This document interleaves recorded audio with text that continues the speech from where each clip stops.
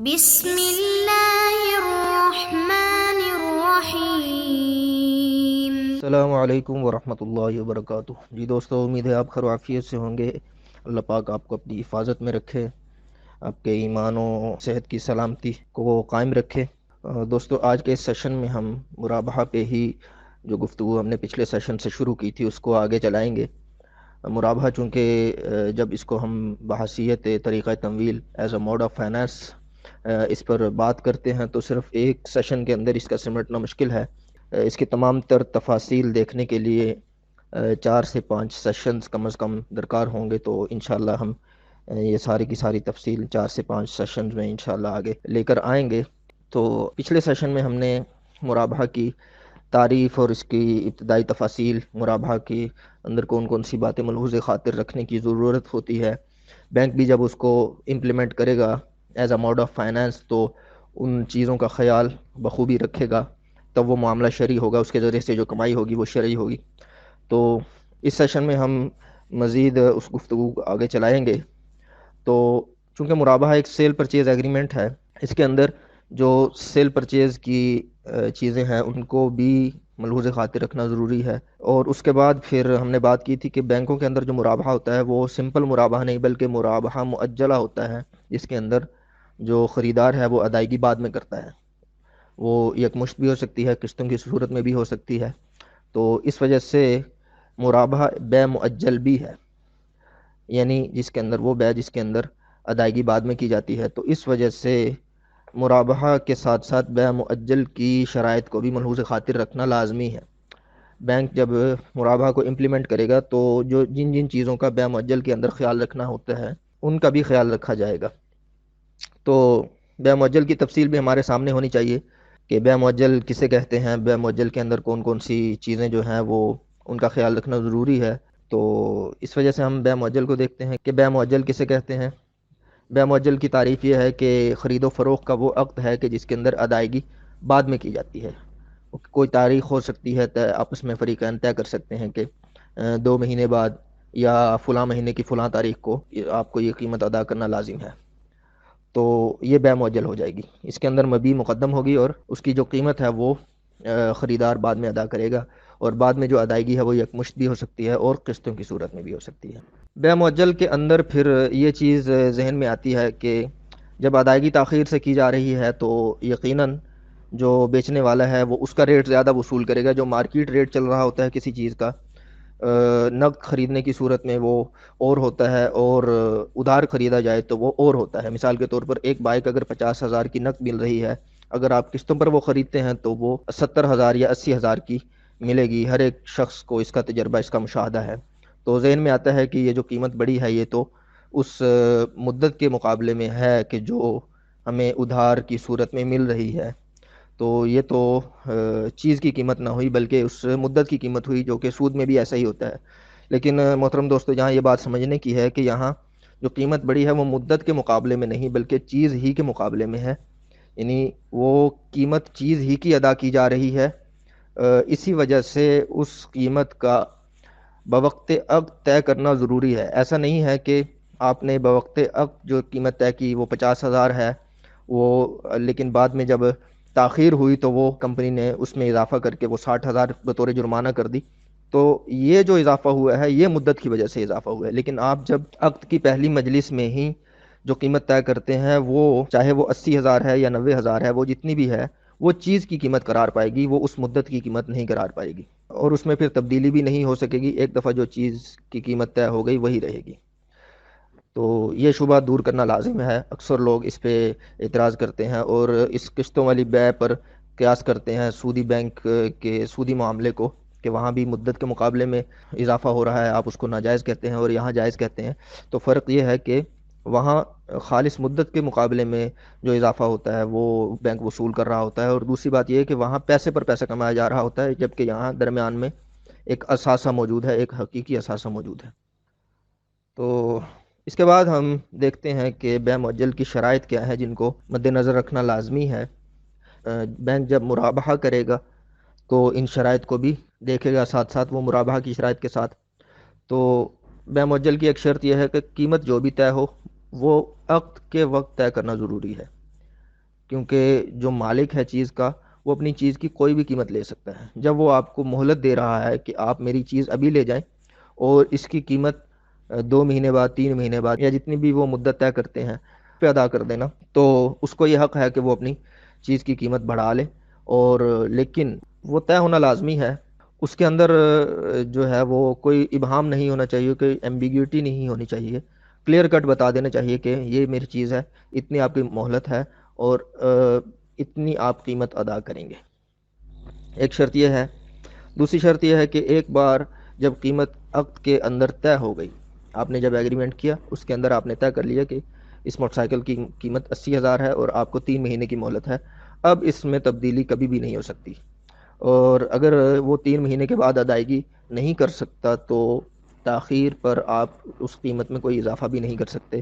آپ یوں نہیں کہہ سکتے کہ 3 مہینے بعد آپ نے اس کے 80,000 ادا نہیں کیے، اب 1 مہینہ آپ نے مزید تاخیر کی تو یہ 80,000 کی بجائے آپ 85,000 ادا کریں گے. ایسا نہیں ہو سکتا. تو بینک بھی ایسا نہیں کر سکتا. بینک جب مرابحتاً چیز کو بیچے گا کلائنٹ اگر اس میں تاخیر کرتا ہے، ادائیگی نہیں کرتا یا کوئی قسط وہ تاخیر سے ادا کرتا ہے، تو بینک بھی اس پر جرمانہ نہیں ڈال سکتا. اس کو یہ نہیں کہہ سکتا کہ اگلی قسط جو ہے آپ 10,000 کی بجائے 12,000 ادا کریں گے. پھر اس سے اگلی بات یہ ہے کہ چیز کا جو قبضہ ہے وہ خریدار کو فوری ملنا چاہیے اور مکمل ملنا چاہیے. یعنی ایسا نہیں کہ اس نے قیمت بعد میں ادا کرنی ہے تو آپ کہیں کہ جب آپ نے قیمت بعد میں ادا کرنی ہے تو میں چیز بھی بعد میں ادا کروں گا. ایسا نہیں ہو سکتا، کیونکہ یہ بے کی وہ ممنوعہ صورت بن جائے گی جس کو بیع الکالی بالکالی کا نام دیا گیا ہے. یعنی کہ دین کی دین کے بدلے میں بے، کہ اس کی جو قیمت ہے وہ بھی دین ہے، وہ بھی اس نے بعد میں ادا کرنی ہے اور آپ چیز بھی اس کو بعد میں ادا کرو. تو عقد کس چیز کا ہوا؟ فوری تو کسی کو بھی کوئی چیز نہ ملی. تو اس وجہ سے جو خریدار کو چیز کا قبضہ ہے وہ فوری طور پر ملنا چاہیے. اس کے بعد اگلی چیز یہ ہے کہ خریدار چونکہ چیز فوراً لے کے جا رہا ہے اور قیمت اس نے بعد میں ادا کرنی ہے، تو اب جو بیچنے والا ہے اس کی چیز چلی گئی، اس کے پاس پیسے بھی نہیں آئے، تو اس کو بھی اطمینان کے لیے کوئی کسی ایسی ضمانت کی ضرورت ہے کہ اس کو اطمینان ہو کہ میری چیز جا رہی ہے تو یہ ضائع نہیں ہوگی بلکہ اس کے پیسے مجھے ملیں گے. تو اب خریدار کے ساتھ اس کا کوئی تعلق اگر نہیں ہے، تعلق ہو بھی تب بھی وہ حقدار ہے اس بات کا کہ وہ خریدار سے کسی قسم کی ضمانت وصول کر سکے کہ اپنی فلاں چیز میرے پاس رکھواؤ رہن کے طور پر، اپنا موبائل رکھواؤ، اپنا کوئی اور ایسا اثاثہ جو قیمتی ہو وہ رکھواؤ. تو وہ ضمانت کا مطالبہ کرنا اس کا جائز ہے. رہن اس کی ایک مثال ہے اس ضمانت کی، اور بھی اسی طرح جائز ضمانت کی اور بھی کئی صورتیں ہیں جو جس کا وہ مطالبہ کر سکتا ہے. اس کے بعد اگلی شرط یہ ہے کہ جب ادائیگی قسطوں کی صورت میں ہو تو چیز کا بیچنے والا یہ شرط لگا سکتا ہے کہ قسط کی ادائیگی میں اگر تاخیر ہوئی تو اگلی قسطیں آپ کو نقد ادا کرنا پڑیں گی.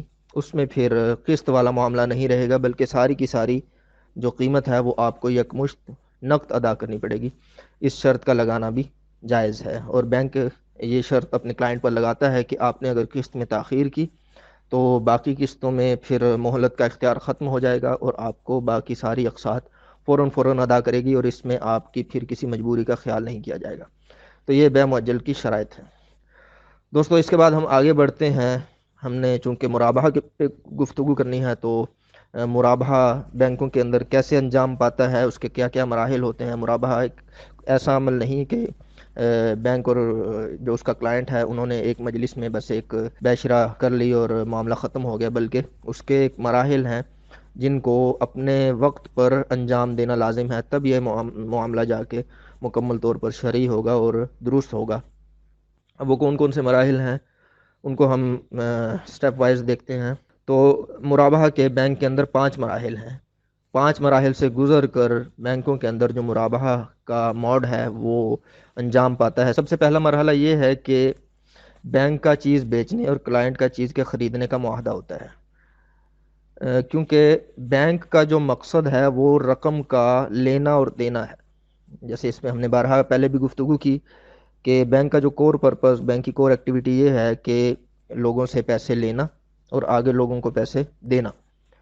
تو بینک کا تو یہ کام ہے، بینک کا چیزیں بیچنا خریدنا تو کام ہی نہیں ہے، بینک کوئی مارکیٹ تو نہیں ہے چیزوں کی جو ہول سیل پہ چیزیں اٹھائے اور آگے لوگوں کو فروخت کرے، بلکہ اسلامی بینک کو یہ لوگوں کی ضرورت پوری کرنے کے لیے یہ طریقہ اختیار کرنا پڑتا ہے، اور سود سے بچنے کے لیے وہ یہ طریقہ اختیار کرتا ہے کہ وہ لوگوں کو پیسے دینے کی بجائے لوگوں کو چیز، اس کی ضرورت کی چیز دیتا ہے۔ تو اس لیے ضروری ہے کہ اس کا کلائنٹ آ کے جب اس کو مطالبہ کرتا ہے کہ مجھے پیسے چاہیے فلاں چیز فلاں ضرورت کو پورا کرنے کے لیے، تو بینک اور اس کے درمیان ایک معاہدہ ہوتا ہے کہ میں چیز آپ کو دینے کے لیے، آپ کی ضرورت پوری کرنے کے لیے میں بازار سے چیز خریدتا ہوں، لیکن آپ میرے سے یہ معاہدہ کریں کہ آپ اس چیز کو آگے مجھ سے خریدیں گے۔ تو دونوں کے درمیان یہ باہم معاہدہ ہوتا ہے۔ پھر اس کے بعد اس معاہدہ ہونے کے بعد اب چونکہ جو کلائنٹ ہے وہ کاروباری کلائنٹ ہے، اس کا مستقل کام ہے جو اس کی ضرورت کی چیز ہے اس کو بازار سے خریدنے کا، وہ جانتا ہے کہ کون سی چیز کہاں سے اچھی ملے گی، کہاں سے مناسب اور اچھے ریٹ پہ ملے گی۔ تو بینک پھر اس کی اس ایکسپرٹیز کو بروئے کار لاتے ہوئے اس کو اپنا وکیل بناتا ہے کہ آپ بازار سے میرا وکیل بن کر یہ چیز خریدو۔ تو ان دونوں کے درمیان، بینک اور کلائنٹ کے درمیان ایجنسی ایگریمنٹ ہوتا ہے جسے عقد الوکالہ کہتے ہیں، یعنی کہ بینک اس کو اپنا وکیل بناتا ہے۔ تو یہ دوسرا مرحلہ ہوتا ہے۔ تو اس سے اگلا مرحلہ پھر یہ ہوتا ہے کہ کلائنٹ بینک کا وکیل بن کر بازار سے چیز خریدتا ہے اور بینک کے بہاف پر خود قبضہ کرتا ہے، اور وکیل کا قبضہ موکل کا قبضہ ہوتا ہے، تو اس کے قبضہ کرنے سے سمجھا جاتا ہے کہ وہ چیز بینک کے قبضے میں آ گئی۔ تو اس سے اگلا مرحلہ یہ ہوتا ہے کہ کلائنٹ بینک کو خبر دیتا ہے کہ میں نے چیز خرید لی ہے اور اس پر قبضہ کر لیا ہے، اور پھر آفر کرتا ہے بینک کو کہ اب آپ یہ چیز مجھے بیچ دیں۔ تو یہ چوتھا مرحلہ ہوتا ہے، بینک کے سامنے وہ یہ آفر کرتا ہے۔ پھر آخری مرحلہ یہ ہوتا ہے کہ بینک اس کی آفر کو قبول کرتے ہوئے اس کی آفر کو ایکسیپٹ کرتا ہے، اور دونوں کے درمیان عقد دوبارہ سے ہوتا ہے خرید و فروخت کا۔ تو وکیل کے پاس جو بینک کا بحیثیت وکیل قبضہ ہوتا ہے، اور یہ قبضہ امانت ہوتا ہے، اب بینک اس قبضے کو قبضہ زمان کی طرف منتقل کرتا ہے۔ اب اس چیز کا رسک بینک سے نکل کر وکیل کی طرف، یعنی بینک سے نکل کر اس کے کلائنٹ کی طرف منتقل ہو جاتا ہے۔ اب اگر چیز کا نقصان ہوتا ہے تو اس کے کلائنٹ کا ہوگا، بینک کا نہیں ہوگا۔ اس سے پہلے پہلے، اس عقد سے پہلے پہلے اگر چیز ہلاک ہوتی تو وہ بینک کی ہلاک ہوتی، لیکن اب چیز ہلاک ہوگی تو کلائنٹ کی ہلاک ہوگی، کیونکہ رسک اس کی طرف منتقل ہو چکا ہے، مالک وہ بن چکا ہے۔ اب اس چیز کو اگر وہ بیچتا ہے تو نفع بھی اس کا ہوگا، کیونکہ جس کا رسک ہوتا ہے اسی کا نفع ہوتا ہے۔ تو دوستو یہ تھے مرابحہ کے 5 مراحل جن سے گزر کر مرابحہ کا جو عقد ہے بینک اور اس کے کلائنٹ کے درمیان مکمل ہوتا ہے۔ مرابحہ کی ابھی مزید تفاصیل باقی ہیں جن کو ہم اگلے سیشنز میں انشاءاللہ ذکر کریں گے۔ تو اس سیشن کے لیے اتنا ہی، اجازت دیجیے۔ السلام علیکم ورحمۃ اللہ وبرکاتہ۔